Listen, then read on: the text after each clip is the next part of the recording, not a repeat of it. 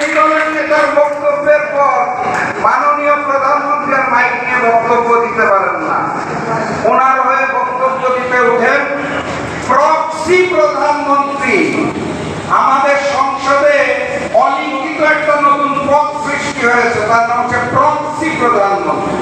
তারেক রহমান কথা বলতে পারেন না, ওনার হয়ে স্বরাষ্ট্রমন্ত্রী বক্তব্য রাখেন।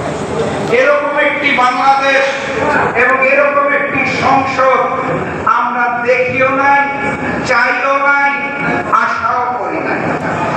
এখন আপনারা বিএনপির নেতাদের জিজ্ঞেস করতে পারেন, এই যে শপথ নিলেন না, জুলাই সনদ বাস্তবায়নে যে বিভিন্ন রকমের বাধা সৃষ্টি হচ্ছে, এটার পিছনের কারণ ওনারা এক বাক্যে আপনাদের একটা শব্দ বলে একটা বই দেখিয়ে দেবে, জানেন তো নাকি?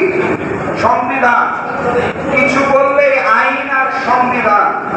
সংবিধান শুনতে শুনতে আমি গভীরভাবে চিন্তায় পড়লাম, এই সংবিধানের ঘটনাটা মানে যারা বক্তব্য দেওয়ার সময় এত ভুল করে, কাগজ ছাড়া না দেখে কথা বলতে পারে না, তারা হঠাৎ করে এত সংবিধান কেন ভালোবেসে ফেলে। তারপর আমি গভীরভাবে চিন্তা করে খেয়াল করে দেখলাম, সংবিধান শব্দটা উচ্চারণ করতে গেলে শেষে আসে ধান। সংবির পর ধান। ওনারাও যে নির্বাচনী প্রচারণায় যে স্লোগান দিত, লাগালে লাগা ধান লাগা, নিম্নমানের স্লোগান, ওই স্লোগান দিতে দিতে তাদের এখন মনে হয়েছে সংবিধান মানে বোধহয় তাদের প্রতি ধান। এই কারণে তারা সংবিধানকে এত ভালোবাসে।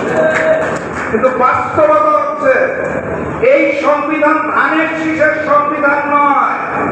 এই সংবিধান ৭২-এর মুজিববাদী সংবিধান।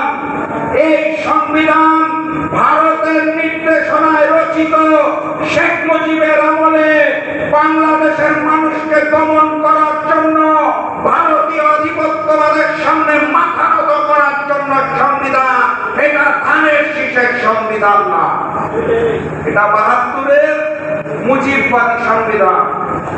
এই সংবিধানকে পরবর্তীতে সংশোধন করতে করতে করতে মুজিববাদের জায়গায় হাসিনাবাদের সংবিধান বানানো হয়েছিল।